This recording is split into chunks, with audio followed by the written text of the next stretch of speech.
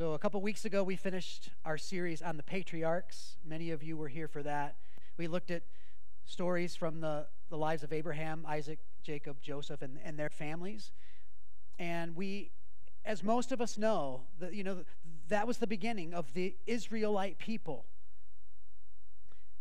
The people who were called to be in this covenant relationship with God. The people who were given the law to set them apart from the nations, but also to represent their God to the nations and to draw all the nations to the one true God. To be the people through whom God's blessing would come to the world. To be a people of hope. And so, as we, mention all the time, if you've been around, especially during this series on the patriarchs, if you are familiar with the Old Testament, you know this, you follow the storyline from there throughout the rest of the Old Testament, and we discover that the Israelite people were just unfaithful to the covenant time and time and time again, and they failed in their calling to represent the Creator to the nations. In fact, they became just like the nations. They began to follow in the footsteps of the nations instead of their God, despite the fact that God warned them time and time and time again through the prophets, calling them back to covenant faithfulness. And so God was angry. And they experienced the wrath of God. And we're going to actually talk about the wrath of God a little bit next week. They experienced God's wrath. God handed them over, gave them over to the nations that they were following, gave them over to the nations that they were emulating instead of Him. And many of you probably know the history, know your Old Testament well, but the kingdom of Israel, the nation, was divided, and then the Assyrians came in and attacked the northern kingdom and wiped them out. The southern kingdom of Judah was soon to follow as the Babylonians would come and destroy them, destroy their temple, carry them away into exile as captives. And so for them, this was a really big deal because no temple meant no presence of God. No temple meant that God had abandoned them, which that wasn't really what had happened. That wasn't the reality. The reality was that they had abandoned Him, not that He had abandoned them. And so this was their very dark reality. This is the dark place in which they were in. A very, very, very dark reality. And in the midst of the darkness, God speaks through the prophet Isaiah. And these passages were read earlier, but I want to read them again. Very significant. Isaiah 9. The people walking in darkness have seen a great light. On those living in the land of deep darkness, a light has dawned. You have enlarged the nation and increased their joy. They rejoice before you as people rejoice at the harvest, as warriors rejoice when dividing the plunder. For as in the days of Midian's defeat, you have shattered the yoke that burdens them, the bar across their shoulders, the rod of their oppressor. Every warrior's boot used in battle and every garment rolled in blood will be destined for burning, will be fuel for the fire. There will be peace. For to us a child is born. To us a son is given, and the government will be on His shoulders, and He will be called Wonderful Counselor, Mighty God, Everlasting Father, Prince of Peace. Of the greatness of His government and peace there will be no end. He will reign on David's throne and over His kingdom, establishing and upholding it with justice and righteousness from that time on and forever. The zeal of the Lord Almighty will accomplish this. In other words, a king is going to come one day, and this king is going to take all the government upon his shoulders, all the rule upon his shoulders. His kingdom will be established, and it will be a kingdom of righteousness and justice and peace that will last forever. And then Isaiah continues to, as we continue to read in Isaiah chapter 52, how beautiful on the mountains are the feet of those who bring good news, who proclaim peace, who bring good tidings, who proclaim salvation, who say to Zion, your God reigns. Listen, your watchmen lift up their voices. Together they shout for joy. When the Lord returns to Zion, they will see it with their own eyes. Burst into songs of joy together, you ruins of Jerusalem. For the Lord has comforted his people. He has redeemed Jerusalem. The Lord will lay bare his holy arm in the sight of all the nations, and all the ends of the earth will see the salvation of our God. So this was the good news that they were waiting for. Good news that they were longing for. They were hoping for. The good news, the gospel of a future king who would set things straight, who would make things right, who would restore God's presence along with their temple and their land. And this was their hope. And they waited through Babylonian captivity. And they waited through Persian oppression. And they waited as Greece conquered and ruled. And they waited some more, longing, hoping for God to come through for them. Then, under the oppressive rule of the Romans, when it seemed like it couldn't get any darker, some 700 years later, light breaks through the darkness, and a child is born. Luke 2. This was also read earlier. There were shepherds living out in the fields nearby, keeping watch over their flocks at night. An angel of the Lord appeared to them, and the glory of the Lord shone around them. They were terrified, but the angel said to them, "Do not be afraid. I bring you good news that will cause great joy for all the people. Today in the town of David, a Savior has been born to you. He is the Messiah, the Lord, the King. This will be a sign to you. You will find a baby wrapped in cloths and lying in a manger." Suddenly a great company of the heavenly hosts appeared with the angels, praising God and saying, "Glory to God in the highest heaven, and on earth peace on those for whom his favor rests." We'll be talking about peace next week. Now, for many people, that's just a fun Christmas story, right? Just a Christmas story to read during this time of year. And we hear it on Charlie Brown, right? Charlie Brown's Christmas special. But for the shepherds, and for the people of Israel, for all the world, in fact, for all of creation, this was an extremely significant event. The king had arrived. The king had arrived. So let's just fast forward a little bit, some 2,000 years. And here we are.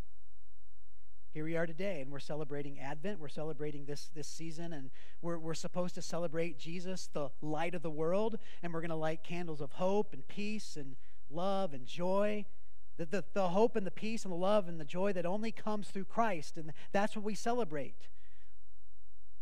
But we look around our world, and it seems like there's more despair than hope. Seems like there's more division than peace.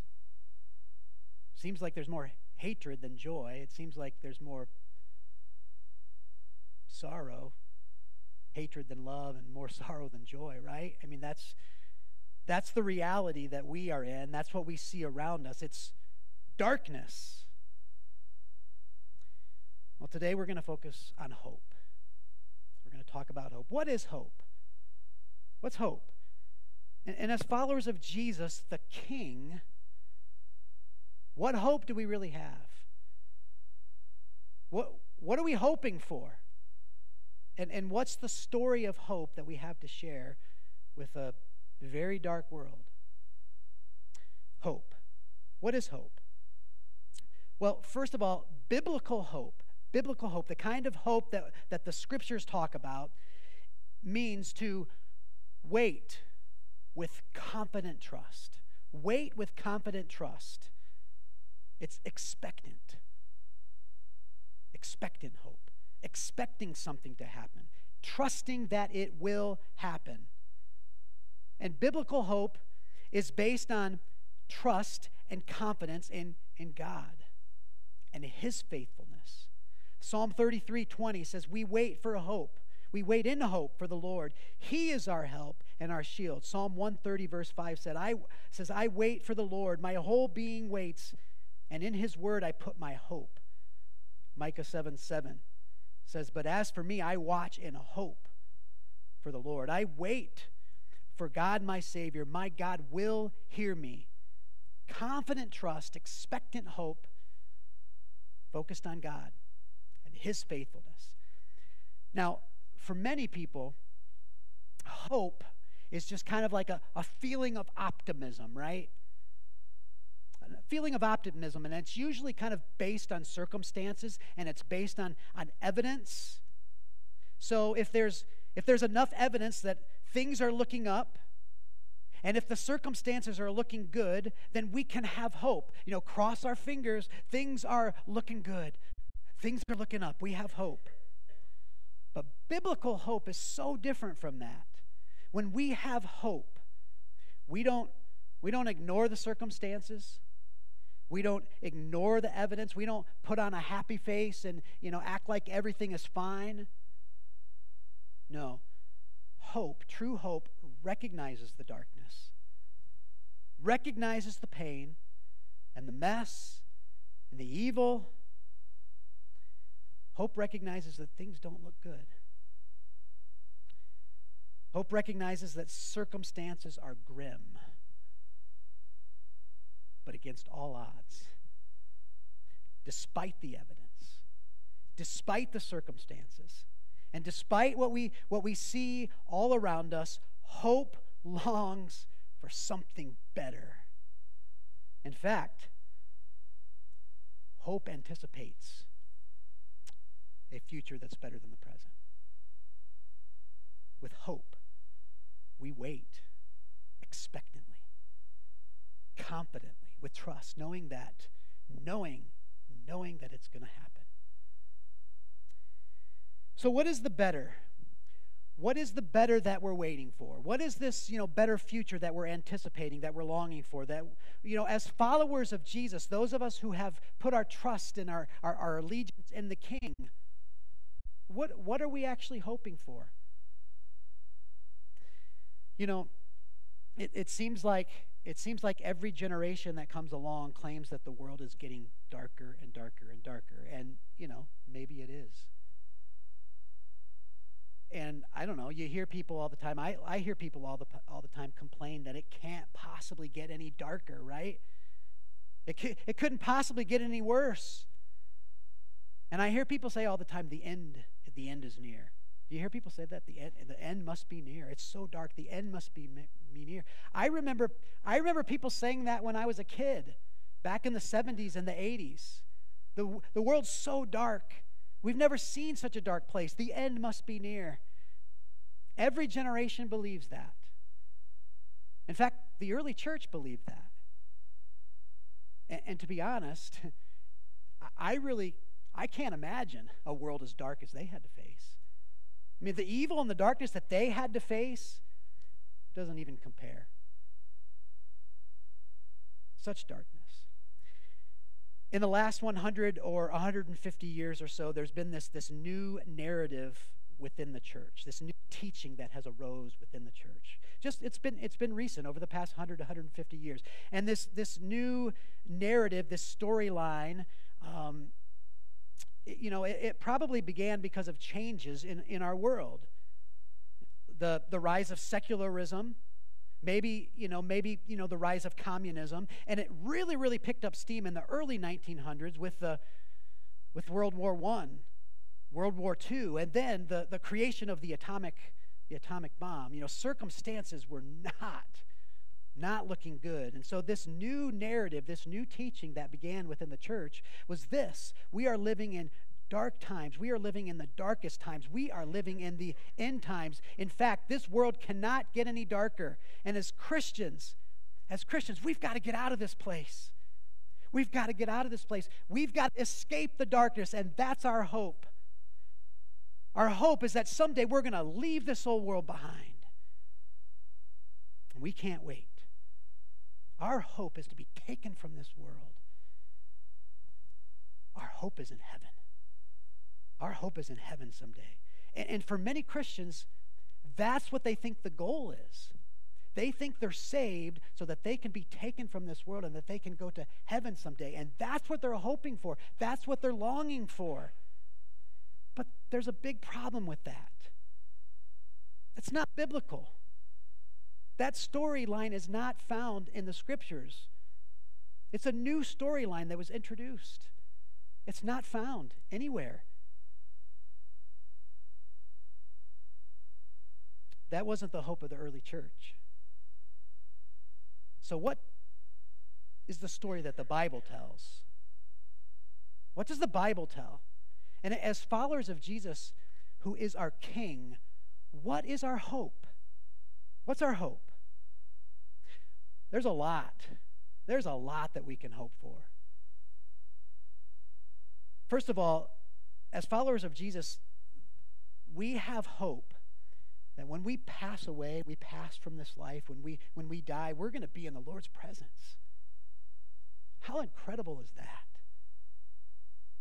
We have confident trust in that. But in reality, the Bible doesn't talk a whole lot about that.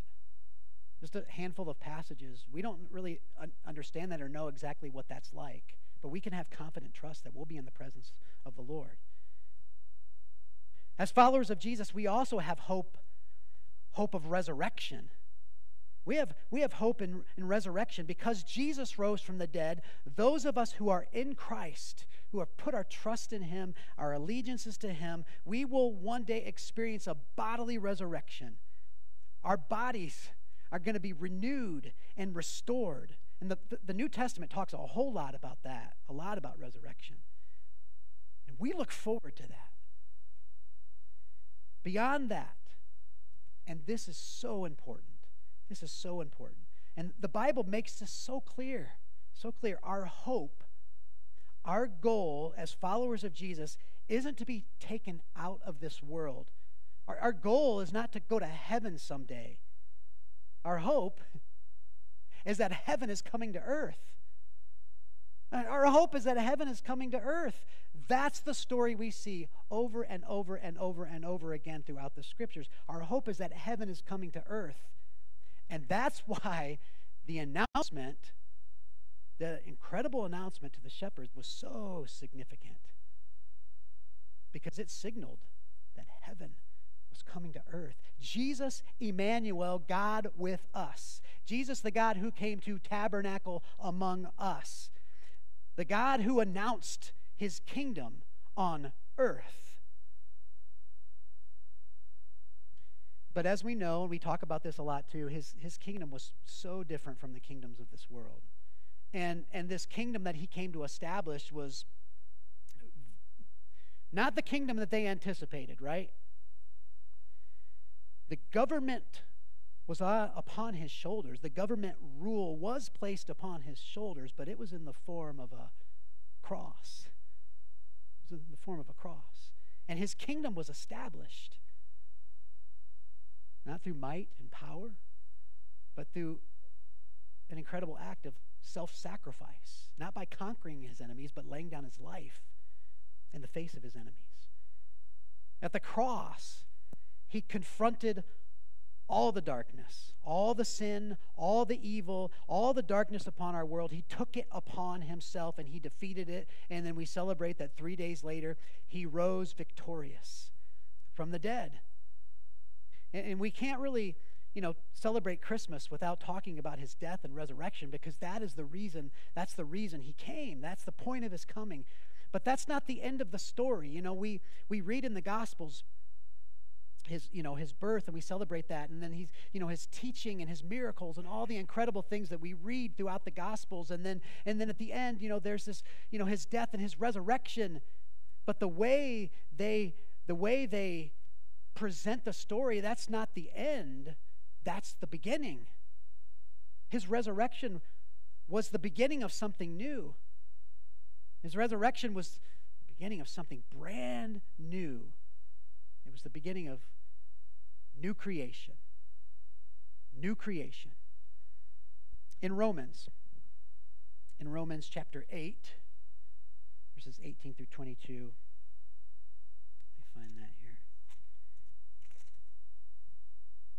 It says this. Paul wrote, I consider that our present sufferings are not worth comparing with the glory that will be revealed in us. The glory that's going to be revealed in us, for the creation waits in eager expectation for the children of God to be revealed. For the creation was subjected to frustration, not by its own choice, but by the will of the one who subjected it, in a hope that the creation itself will be liberated from its bondage to decay and brought into the freedom and glory of the children of God. We know that the whole of creation has been groaning as in pains of childbirth right up to the present time. You know, one day all of creation is going to be liberated, is going to be delivered, is going to be set free from this darkness, from this corruption that we see around us. And the children of God, we have a major part to play, which we'll get to that here in a second. We have a major part to play in it. But Jesus' resurrection set in motion something huge, something that all of creation has been longing for. So all of creation has been groaning. That all the world has been hoping for, anticipating a better future. A better future. It was the launch. His resurrection was the launch of new creation. New creation. A brand new beginning. From here on out, everything changes. Everything changes. And so our hope, what we look forward to, found in the Scriptures, isn't heaven. Our hope is in new creation. New creation. Jesus, the light of the world, came to renew and restore and transform every area of creation, starting in the hearts of his people. Starting in the hearts of his people. And all creation is waiting and longing and hoping. This dark world is waiting with great anticipation, with great expectation for the children of God to be revealed. As followers of Jesus, as the church, it's waiting with expectation for us to step into the roles that we were created for. Step into the roles, to be the representatives of God that Adam and Eve failed to be, that the Israelites failed to be, that all of humanity failed to be, but that Jesus, the only faithful one, through his Spirit made a reality. Made possible for us. And so we can be what we were created to be for this world. We can be what we were created to be in this world and for this world, and we're going to be talking about that more here in a couple of weeks. So our hope isn't in heaven. It's in new creation. And our hope isn't to escape this world. Our hope is to engage with this world. Think about Jesus. Just as Jesus came to tabernacle among us, God with us, as his people, as the people of God, we are temples of his presence, his faithful presence in the world. We're temples of his presence in the world. We are now the light of the world. Just like our King. Just like our King. We follow in his footsteps. And so as his followers, those of us who have put our trust in him, he is renewing and he's restoring us. We're works of new creation. Right? We're works of new creation. We've got a tremendous, incredible story to share. He has made us right. He's made us right. And he is making us right. He's making us right. And now through us, through his church, through his body, through his presence in the world, he's making the world right. That's how it works, and that's the story that the Bible shares. He's making us right, and through us, his church, he's making the world right. He's setting all things straight. And one day it's going to be complete. One day he's going to return, and he's going to complete his work. But in the meantime, the works of the church are works of new creation.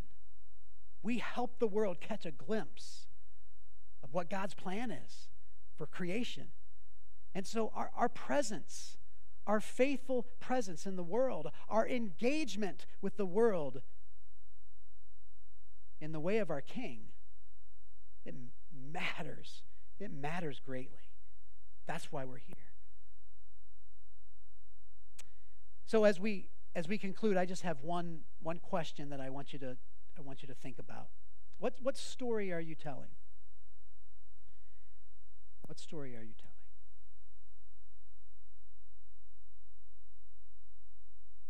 Are you freaking out over the darkness that you see around you? I know a lot of Christians who are scared. They're fearful. They're freaking out. They're living in worry and despair. Or do you recognize the darkness? Not ignoring it, but facing it head on. Are you engaging it in the way that Jesus taught and modeled for us? Knowing and trusting that against all odds, despite what we see around us, that God is transforming the darkness. He's transforming the darkness. Do you have confident hope in that?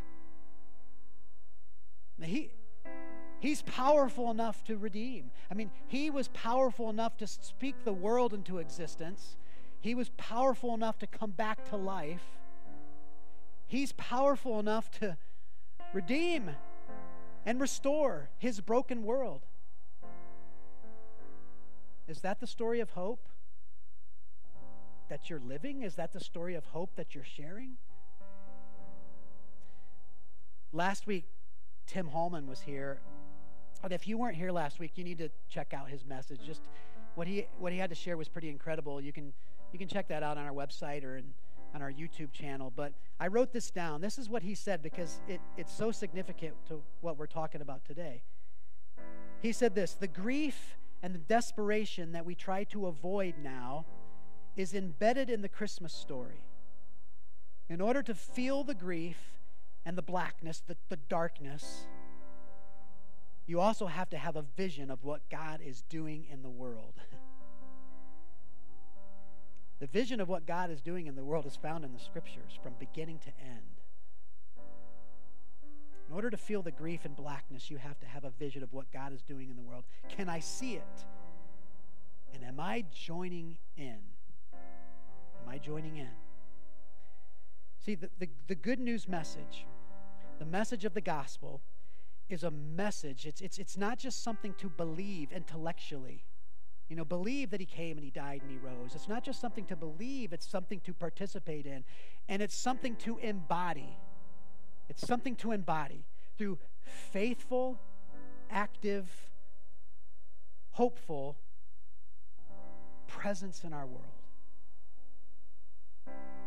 Just like our King. Just like our King.